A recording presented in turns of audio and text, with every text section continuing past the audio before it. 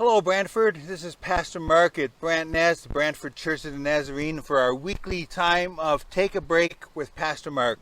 That time of period where I just take a break and I answer some of the questions that you've sent me. Either you sent them through email or through a private message on Facebook.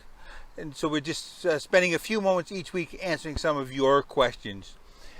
This question this week is, why should I trust anyone in the church when every day something is revealed that shows wickedness and depravity?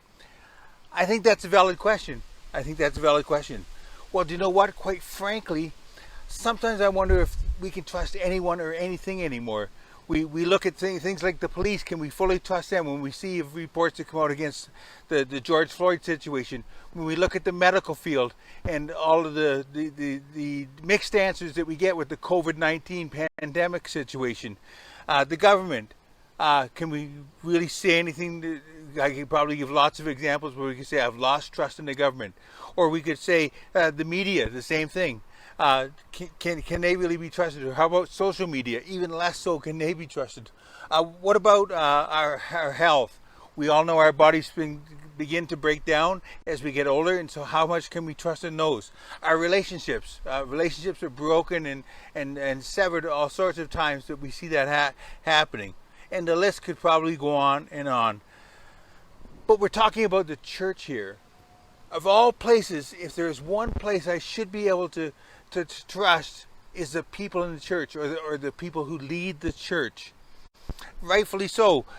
We're shocked when we see situations like in the recent times when we've seen the reports of the unmarked graves at residential schools. How did this ever happen under our noses without ever realizing it was happening for many of us?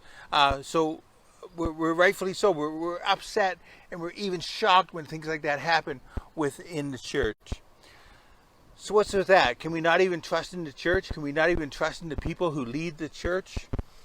Well, ultimately, the answer is I'm going to say no. No, we can't ultimately trust everyone in the church and all the leaders in the church and do that. But in a way, that's because the church is full of people, and people are sinners. Now, I'm not saying this to excuse or to rationalize what goes wrong inside the church. I'm saying this because it's a reality that when people are sinners, in a way, if you get rid of people, you get rid of the problems. If you get rid of the problems, you don't have issues to deal with.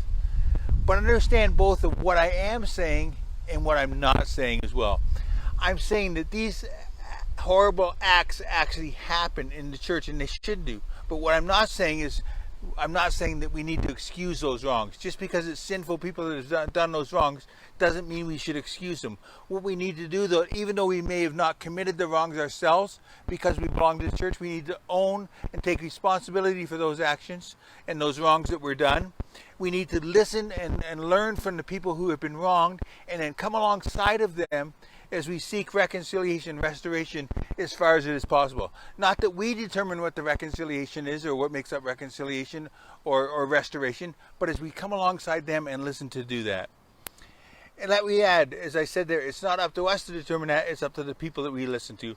But back to the issue of trust, as we think about trust, and as the reality is that the church, as well as many other entities, have lost trust. Where trust is important, generally it's true that not always, but only in a small portion of those things that happen. It's just a small portion of the people that have caused that. There's this saying once said, one bad apple spoils the whole bunch.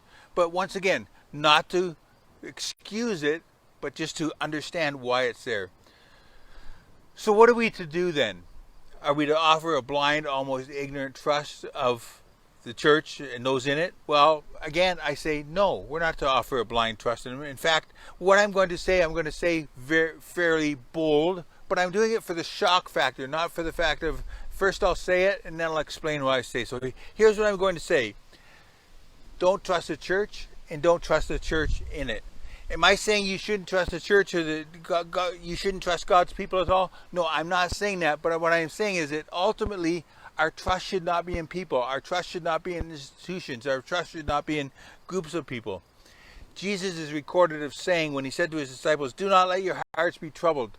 Trust in God, trust also in me. We find that in John chapter 14, where Jesus says that right at the beginning.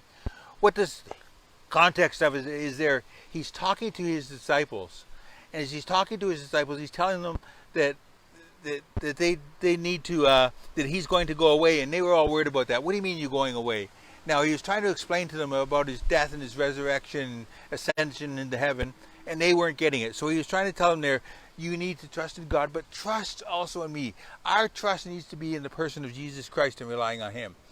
Friends, I have a hard time figuring out what is going on in the world today, what is going on in the church today, many times when these incidents like this happen. But you know what? I'm not called to figure it out, and you're not called to figure it out. What we're called to do is bring our trust to Jesus Christ. Bring our trust to him and rely on him. After Jesus had told his followers to trust in him, he also told them that they were going to have troubles in this world. But that was okay because he had overcome the world. As I look at all the things that we could look at negative in the world today, when someone asks, why should I trust anyone in the church? Because it seems every day something else is being exposed. I need to remember to look at that and say, well, Jesus has overcome the world. And there will be the day of ultimate judgment, ultimate decision that he will come to and he will decide. And I need to trust that he knows what is best. He hasn't caused what's happening now, but he certainly allowed it. For what purpose? I can't say what purpose definitely on that. I can come up with various answers, but it's just speculation. But I would say to us, as we follow this, that we need to remember to trust in Jesus and trust in him alone. And that's why we trust in him, because he has overcome the world, and this mess of the world will be sorted out then. He has overcome the world. Call our trust in him, not in people. It doesn't mean that we don't show reasonable trust in people, but we need to ultimately have our trust in Jesus Christ, not in other people and not in other institutions to do that. So thanks again for joining me as we're joined here on Take a Break with Pastor Mark. And I would encourage you that if you have questions or you have comments to make, you can either use the comment box with this live video, or you can send me a private message to do that, or you can email me at brantnazmark, all one word, brantnazmark@gmail.com. And I'll make sure I answer those questions in the coming weeks. So thanks for joining me, and have a wonderful rest of the week.